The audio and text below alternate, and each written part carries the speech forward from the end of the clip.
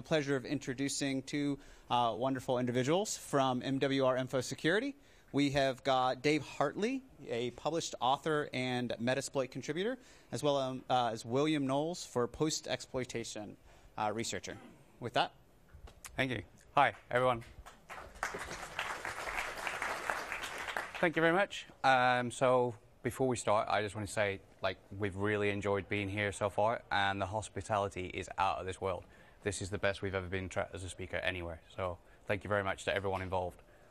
Okay, so moving on, we're here to talk about command and control. Title is Overt CT, Overt C2, The Art of Blending In.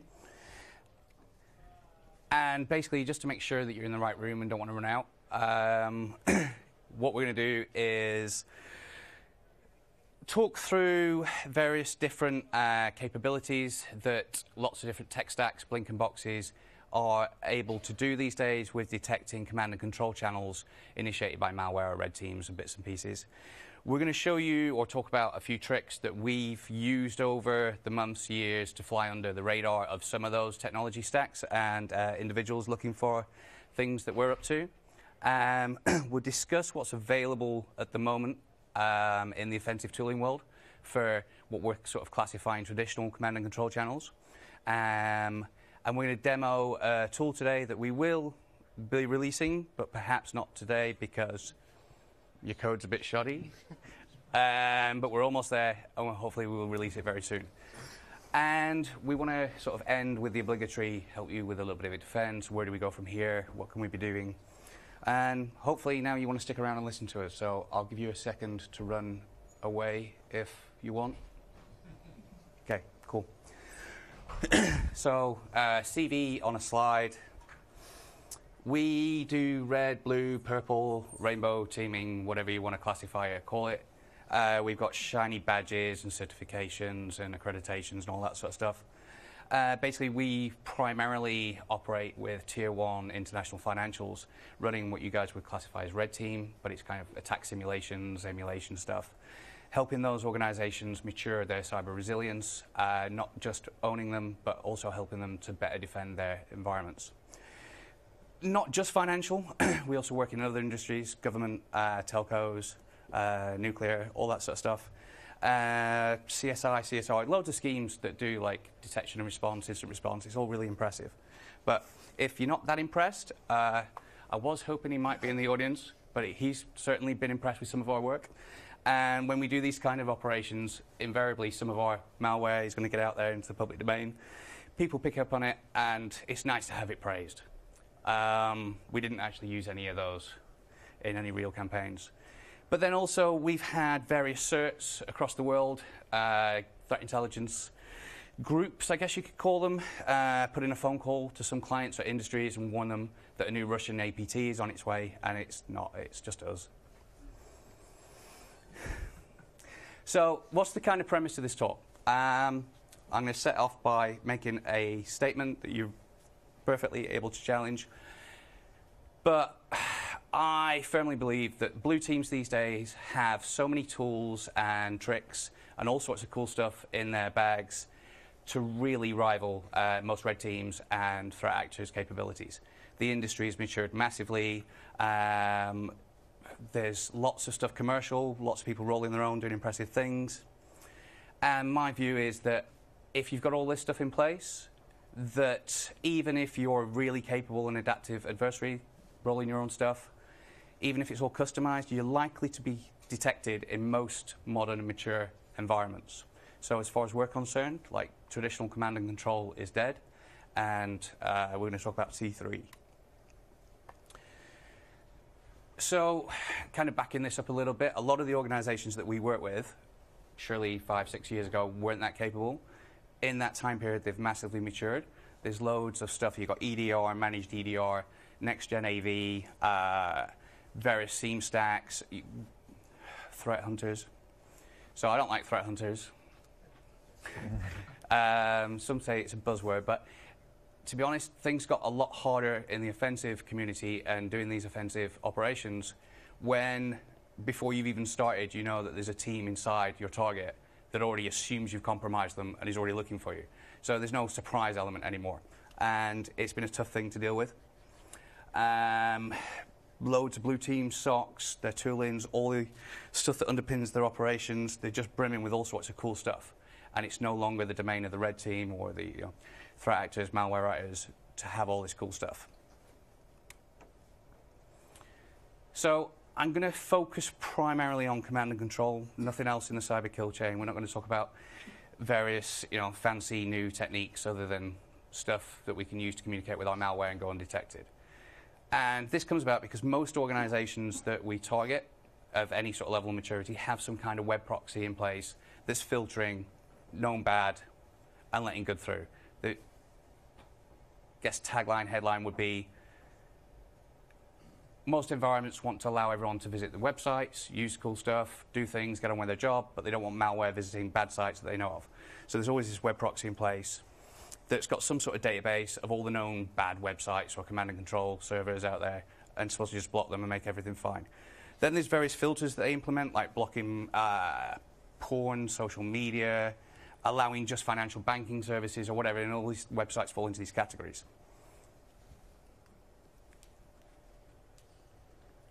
So how do we get around these technology stacks? What do we do?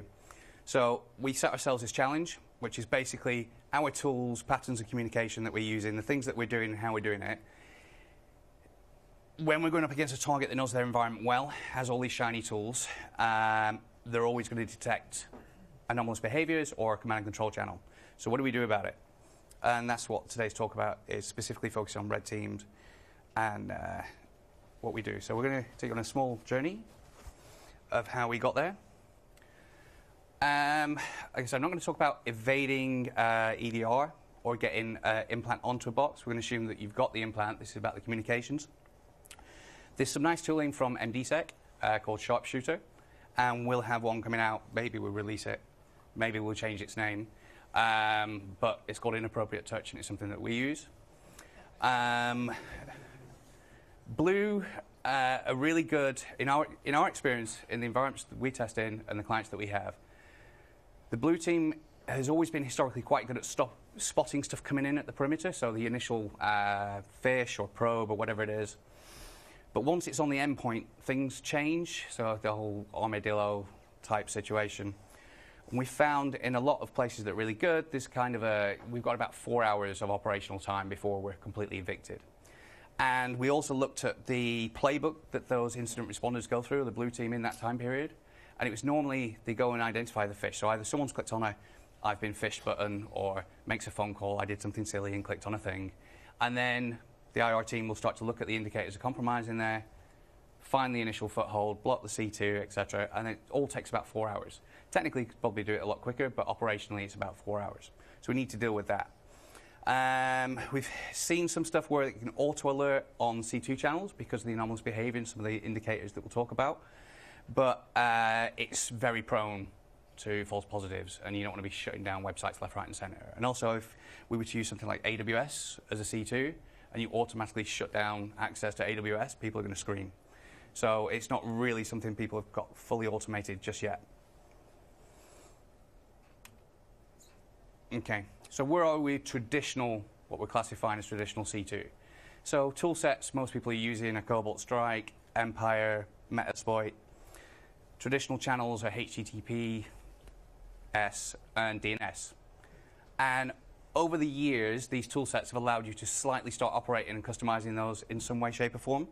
And Cobalt Strike's coined the malleable profile, and I think custom profile or something in Empire. I don't think there's much options in Metasploit. So this is what it kind of looks like, and this kind of came about, these aren't mine, there's a URL somewhere you can visit and go and get a full deep dive into all this. But it allows you to control various elements of the protocol, either putting your payload or your communications in a post header or a get header, changing HTTP file type headers, and just basically playing around with it wherever you can smuggle your payload in to get past any sort of detection routine. But really, it was put together by those tool authors to allow you to emulate a particular threat actor's malware communication channels so that you could test your detection algorithms that way. There's a lot of functionality you can play with and a lot of things you can do to get past most places, but it's not always going to be 100% reliable because it's still going to be slightly anomalous in some cases. What other things have we been able to do? So apart from just playing around and modifying the traffic. So this is kind of what our setup looks like. I'm sure people have got similar stuff, and there's loads of blog posts about how to set up a red team infrastructure. But this is specifically, I'm not going to focus on too much of this element in the middle, but it's specifically set up to hide our attribution. So we've got a whole bunch of cloud redirectors to our physical infrastructure that sits in a data center. Our team can VPN using 2FA, so all that sort of nice, good, secure architecture is taken care of, so we can give our clients warm, fuzzy feeling that we're taking care of this stuff. But basically what we do is, because everyone's running these web proxies, we want to spin up domains that have good reputations. We can go and buy those domains once they expire or auction. They've got good reputation. That means that they're more likely to be allowed in any particular given web proxy. We can also submit those to the web proxy vendors who maintain these databases of what's known good. We spin up a website, put something benign and safe on there, run it for a little while, build up that reputation, get it signed off as good, and then when we use it in an attack, it's not known bad until someone reports it as known bad. We use a lot of different DevOps approaches so that if something does get burned, we can tear it down and spin new stuff up quite quickly, but also a whole bunch of stuff that we set up with various web proxies that if we see the incident responders start to look at and investigate anything that we're doing, we can just tear that down and spin something else up, or we can redirect them off to a different malware payload with different indicators of compromise. So if they're going to extract those IOCs and then make decisions based on those, if we give them false flags, then we've probably got a bit more time with our real operation. And bits and pieces like that. Also, getting financial services websites can be quite hard, and there's a fair few expired domains, and getting into that category is quite useful. Some other tricks. So sometimes when we've gone up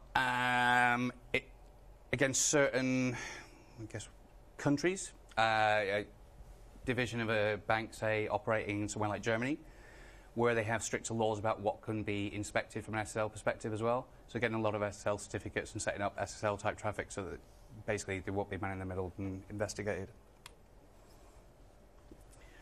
Other things, so I'll mention domain fronting and then just move on. Because as far as we're concerned, it's kind of dead. It's almost fixed completely. It's big in Asia again, still at the moment, but most places it's never worked. It was non-RFC compliant, so most vendors that implemented their proxies correctly wouldn't allow it to pass through anyway. But basically it's about hiding behind legitimate services and just changing headers so that the proxy thinks it's going to one place and ends up going to somewhere else. We send in our payloads stageless, so i.e. for a long time, if you sent in your malware and it pulled down the stager, the signature was 4 alpha chars to a URI. It was modeled in Cobalt Strike straight off Metasploit, so everyone knew what it looked like, and we're going to pick it up straight away. So not staging, customizing the staging URI, bits and pieces, that gets us around. The malleable profiles, changing its stuff so we look like legit traffic if we can, modify the headers to get around bits and pieces.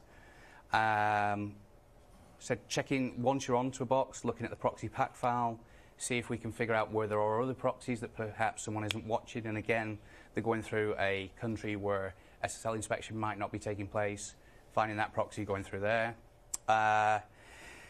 Breaking our communication channels down into smaller and smaller chunks so we don't trigger DLP. Sometimes we've been burnt because of the DLP solution. And then the most reliable one was Persist using esoteric techniques, which is basically if we know that the things that we're doing is going to get us burned because it's come through from a phishing email and someone's going to go to that host and then nuke it, we want to use some kind of persistence mechanism that would survive that nuking. So if you look on MWR website, we've written a persistence tool called X-Rules that hides itself in the Outlook profile.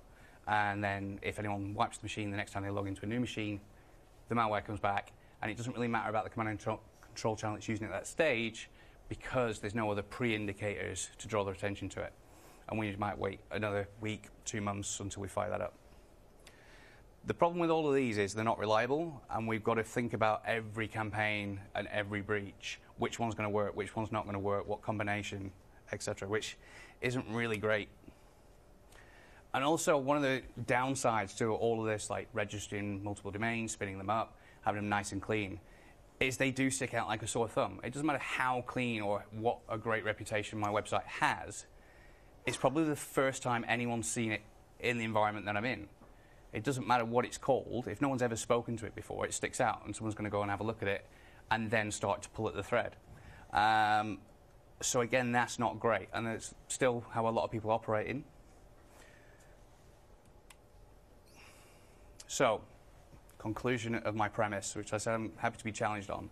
I still believe that if most defenders leverage all the tech that's available to them, gather the right telemetry, understand their environment, how these offensive tools work, how those communication channels look like, know if something's a brand new domain, all that sort of stuff, then as far as I'm concerned, detection of C2 is almost a solved problem. Now, I accept a lot of different blue teams are in a different place. Some don't have all that money, don't have the shiny boxes, haven't got the people to roll their own. But that doesn't mean that we now need to invent a new box or a new tool to detect.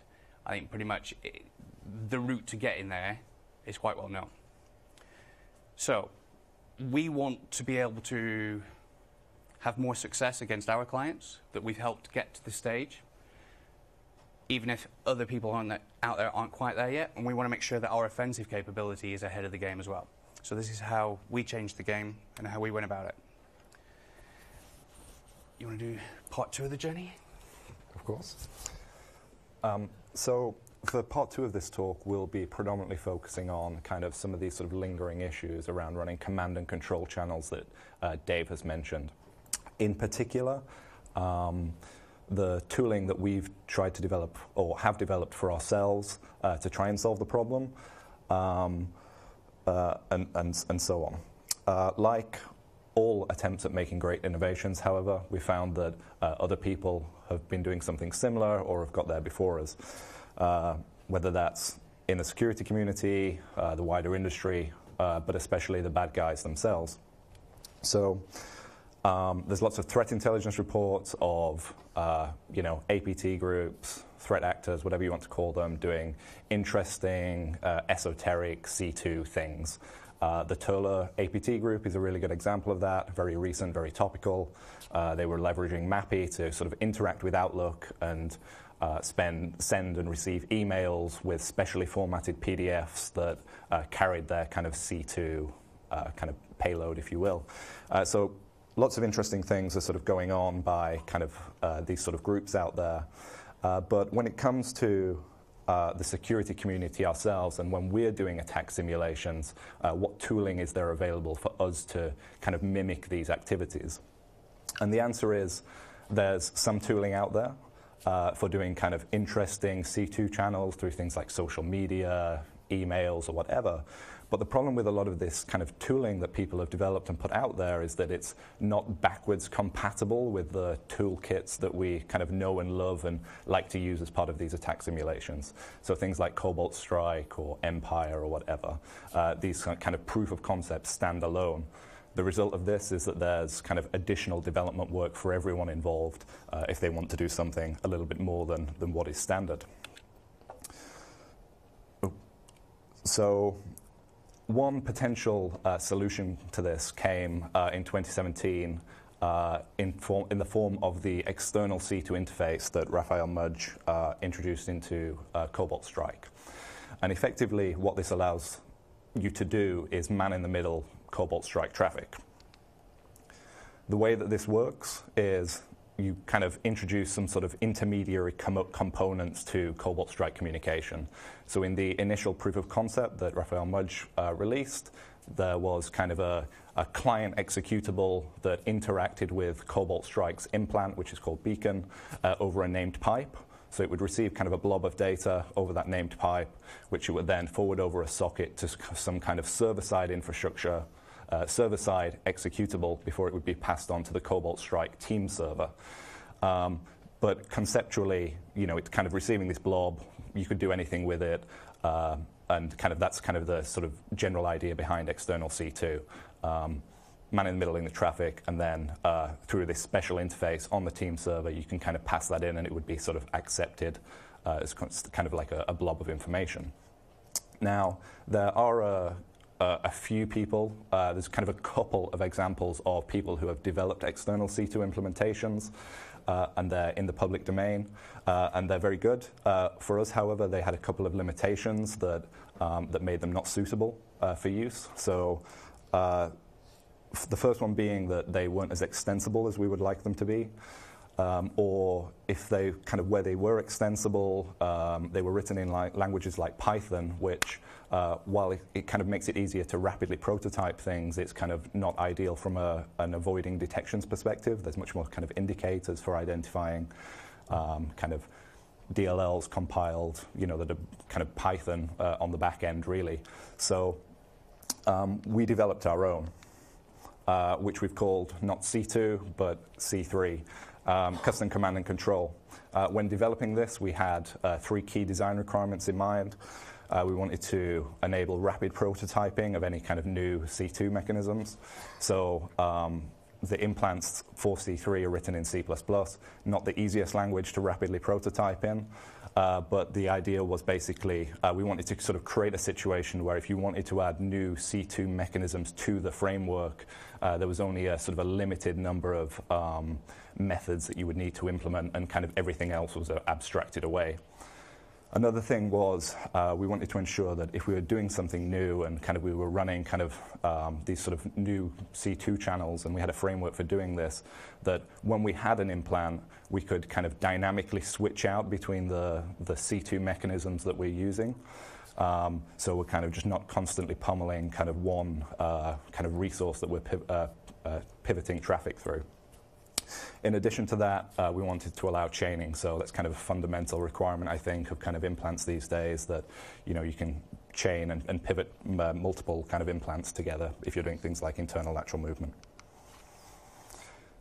So I should have mentioned as well, and Dave mentioned it earlier, the idea was to release C3 at BlueHat. Unfortunately, as Dave said, my code is pretty rubbish. And it's taking a little bit longer to get it ready for public release. But as sort of a public commitment, I think within kind of 4 weeks, it will be out there, maximum 6. But to... maybe this afternoon. But to do a sort of an introduction to C3 and what it's all about for when it does get released, implants within C3 are called what we call relays. The idea being that there's 2 basic types. There's client-side relays, the ones that you run on a compromised host, and then there's server-side relays that you sort of run on your infrastructure. Generally, you would have kind of one server-side relay and then many client relays, all of which can be chained together potentially. Client-side relays are basically implants that can communicate through some mechanism to an implant from another toolkit. So, for example, something that could interact and speak to Cobalt Strike's beacon. But then the one on the server side would be sort of collating data from this kind of network of nodes and then kind of passing that on to some form of listening post, such as the Cobalt Strike team server. Extensibility is kind of the key thing that we wanted to implement within C3, and the way that you do that is through interfaces, or that's what we're calling them. So the idea being that you attach interfaces, one or many, to a particular relay. You receive on an interface, you send on an interface, a relay relays traffic. Conceptually, there's 2 types. So there's implant interfaces, which are kind of interfaces that you would use to interact with another toolkit. So an example would be you read and write to a named pipe to interact with beacon. Or there's channel interfaces, which would be more for relay-to-relay communication, and they're sort of traditionally what you would associate with C2, so you're sending a blob of data over HTTP or something like that. Now, as I said, this is where kind of C3 is kind of extensible, so if you want to support another toolkit, you just implement an interface for that toolkit. If you want to implement a new C2 mechanism and have that work with C3, you just implement a particular channel interface for doing that, and everything else is kind of abstracted away. And I should have mentioned as well, so in terms of doing that implementation, there's 3 basic methods that you would use for doing that. There would be like how you send data, how you receive data, and another one which is kind of how you would identify yourself. So that's really just kind of a couple of lines of code. To give you a kind of a feeling of some of the interfaces that we've implemented for ourselves, and some of which we may release, some may not, but just to give you sort of a feeling of what's possible, from the very beginning, there are two basic interfaces which are absolutely essential to making everything else work. And those are Implant interfaces for interacting with Cobalt Strike, kind of the ecosystem of Cobalt Strike. So think of this as kind of one that you would run on the client side, which would be receiving data from Beacon, so ingress into like the C3 network, if you will, and then one that passes it from a server relay to the Cobalt Strike team server, so when it's egressing from the network.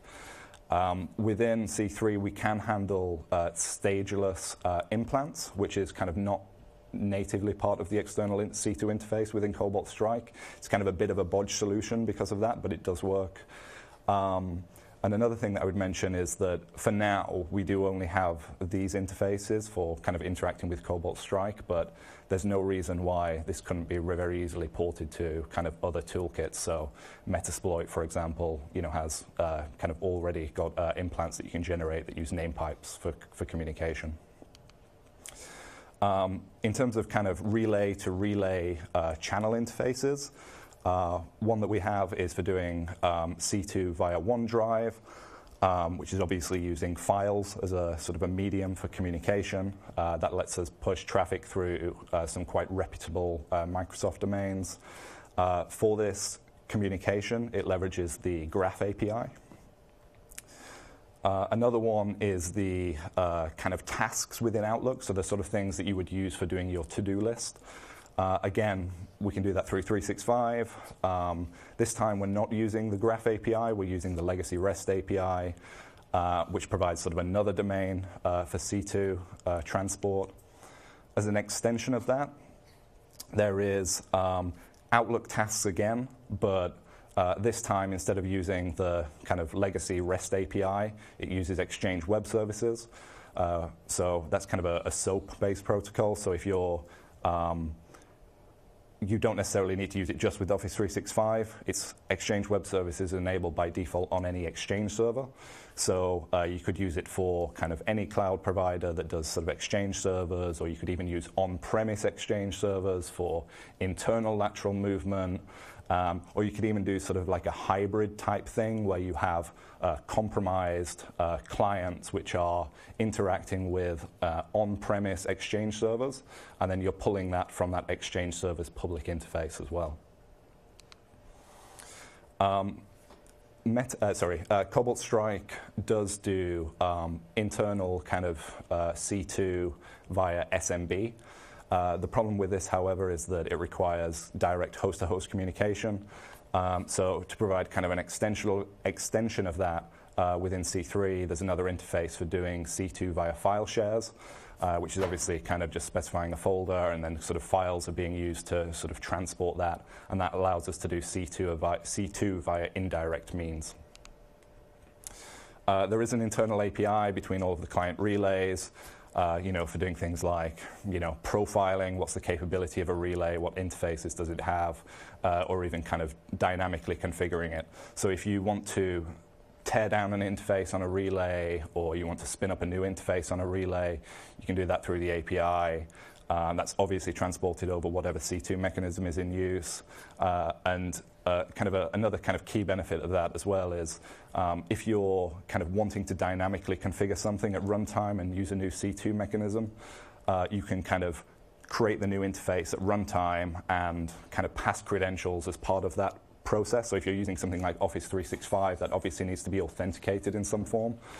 So you can do that at runtime rather than having things compiled into the binary itself on initial access. This can obviously all start to get quite complex if you have more than a few client relays. There is a web interface for kind of visualizing all of this stuff and making it easier to interact with this network or the relays in the network. Moving on to the more practical things, getting a demo in there. So if we take kind of an example scenario of Acme Bank, which has gone through some attack simulations a few years ago, maybe let's assume they got pummeled quite hard, roughed up a little bit. And as a result, they've made heavy investments in cybersecurity solutions and other kind of processes. So they've developed an in-house SOC. They've kind of invested in all kind of the blinky boxes, doing categorization enforcement, behavioral analysis, flagging of known bad domains, and so on. And in order to prevent attackers from running rampant once they're on the internal network, they've also deployed workstation-to-workstation firewalls globally to hinder that. So how can C3 help in this situation? One of the ways is kind of pivoting your traffic through reputable domains. So the obvious kind of benefit of that is that if anyone is kind of watching that within the SOC, if they're seeing traffic go to like a Microsoft domain or like an Apple domain or kind of a whoever domain, it's immediately less suspicious. But also many of the sort of networking appliances explicitly whitelist some traffics to these domains as well. So in this particular demo that I'll show here, it's running a client relay and then getting a initial access and staging beacon through Office 365, OneDrive specifically. So here we have the C3 web interface that I mentioned earlier. Down, it's sort of, you can see here there's the server relay that I mentioned. There's also the Cobalt Strike team server. We can see at the moment that there's no traffic flowing through OneDrive. There's no files or anything there. And also in the background, you'll notice it was a bit quick, but there wasn't any kind of initial access. So if we go over to the client, we run the file, whatever, it's a phishing payload or something, we should begin to see traffic flowing through OneDrive, and then in a few seconds we'll see that staging process complete and getting that access back to the Cobalt Strike team server. So just doing a quick demo to show you that you can indeed interact over OneDrive. And on the right, within the web interface, we'll see when the client relay sends back some configuration information, that will get populated, and we can see what the C3 network is like. So there's the two client relays. There's the server relay, which we had before, which is now communicating with the client relay. And then attached to that client relay, there is kind of an instance of beacon running as well. So if we want to extend our access internally, one thing that we'll want to do is kind of move on to other hosts, obviously. However, we're going to have to get around this problem of workstation-to-workstation firewalls. The obvious answer is using one of the internal interfaces, such as kind of lateral movement through file shares. So that initial kind of access that we obtained within that kind of DLL that's kind of being executed, we obviously didn't know what that file share was that we would want to laterally move through. So we're going to need to dynamically add a new interface that listens on that file share. And then we're going to need to jump over to another host and use some sort of method to gain code execution on that host. So for example, in this demo, that would just be, let's just assume that we've backdoored a file on a file share or something similar to that. So in the bottom left-hand corner, you can see sort of an example of an API command that would be running. Basically, it says it's a text command. There's a new interface of a particular type. We want it to behave like a server. And this is sort of the UNC path to the file share. There's also different bits of configuration information, such as prefixes and suffixes for any files that get created on that file share, and how often you want to kind of interact with it as well in terms of sleep and jitter timer. So within the C3 web UI, we can see that there's a client relay. Currently, it's only got an interface for OneDrive, but we can run this command. And then this will kind of feed the traffic off through OneDrive to that initial client relay, and we'll spin up that new interface. So now we want to jump through to that second host that we want to compromise. Let's just kind of demo getting code execution as well. So, there's this legitimate file that we've backdoored in some form, such as, adding a macro. And then once that runs, just jump through a couple of warnings, Microsoft Office security and all that. Click, click, click, indeed. And then when we jump back over to kind of the attacking infrastructure, we can see immediately that kind of that system is now kind of beaconing back. We've got the access in Cobalt Strike. And again, what it will do is it will send back that kind of some profile information, which will allow us to kind of populate that web UI as well.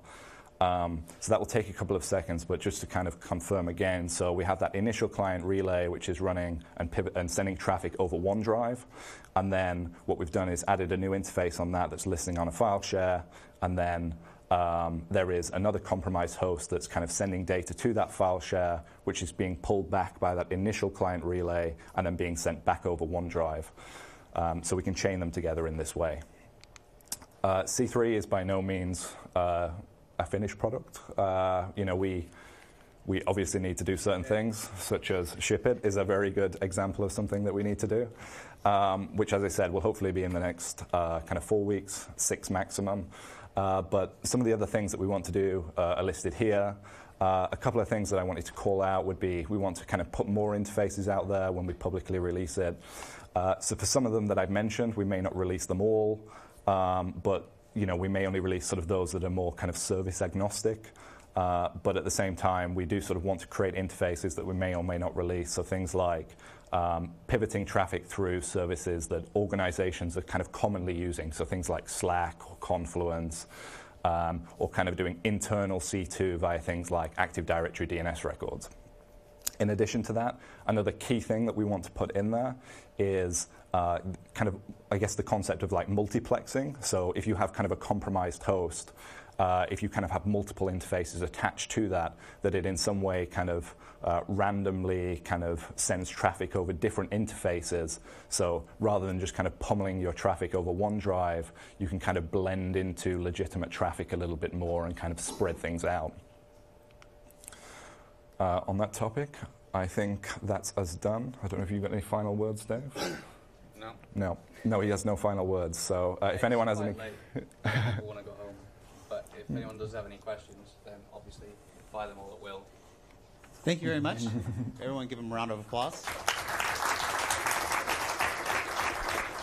So if we have question and answers right now, so if you have a question, please raise your hand. Please wait for a mic to come to you so that we can get it for the recording. Does anyone have any questions?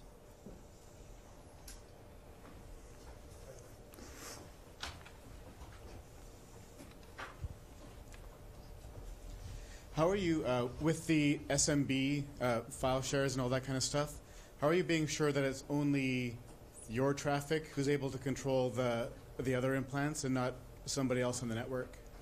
So the way that would be determined is through, so the first thing you would have to specify, you'd obviously have to specify a folder. But then within that, the interfaces will explicitly check, I've been configured with, you might have seen that kind of prefix and suffix. So it will kind of go out and it will only fetch files that meet those particular parameters. Rather than kind of just pulling anything in and deleting arbitrary data. It's kind of somewhat restricted to the parameters that you provided, and it will do validation in that way. Well, if I was somebody with access to that file share, Yep. and I could see files being created and deleted and stuff, what would prevent me from putting different commands in those same files? Or files of that pattern and stuff? So there would be nothing stopping you dropping the files in there. They wouldn't be kind of, so let's say you somehow worked out kind of like what the format was of the kind of like an API command that you need to run, etc. All of the relays do have, they do leverage like authenticated encryption and stuff, or like before they will run an API command, they'll check that it's actually coming from the server relay. So they won't kind of like arbitrarily kind of be kind of executing stuff. There is some validation of that in there as well. But I mean, there's nothing to stop kind of arbitrary files being added in there, but there is other kind of countermeasures that would prevent negative effects from that. It's open source, and you can check it out yourself. Soon to be open source. Yeah.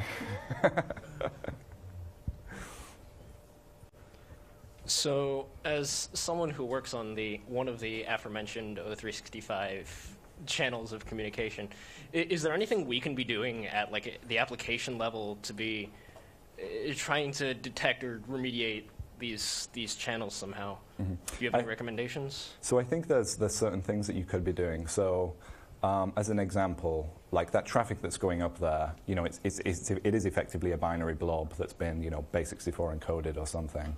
Now, maybe there's lots of people that are doing this for legitimate reasons, which will make that quite difficult to detect. But I think there's certain messages that will be kind of transported that you would definitely want to be flagging on. So, as I said, we can do stageless kind of C3 implants. So, like, it would be kind of like a C3 relay that's already got an embedded beacon, Cobalt Strike beacon instance associated with that. But if that's not there, then we have to stage that over things like Office 365. Now, if you base64 decode that, at the end of the day, it's still it's a beacon DLL that you guys could be flagging on. So I would say that. From what I've seen, there hasn't been any blocking of me staging traffic over Office 365. So I'm not sure if there is any sort of scanning or anything that's going on at the moment around that area. But if also, we're not picking on Microsoft here. These are just the ones that were implemented because they're often most in use in a lot of the environments we go up against. So the idea is that by using all of these, we'll blend in. So when you say, can you look at it, there's so much noise there because everyone in that environment is going to be using those services. That's kind of the idea, to hide in all that noise and look as legit as possible and just blend in. And like we said, we've got Slack, Google Drive, others that we're working on. And we may not push all of those out because we want to keep them for ourselves, but the framework itself has been designed in such a way that you guys can rapidly prototype those, like probably much more stable way than some of ours. But it'll be fun. He's not lying. Excellent. Any other questions? All right. Thank you very much, guys. Thank you very much.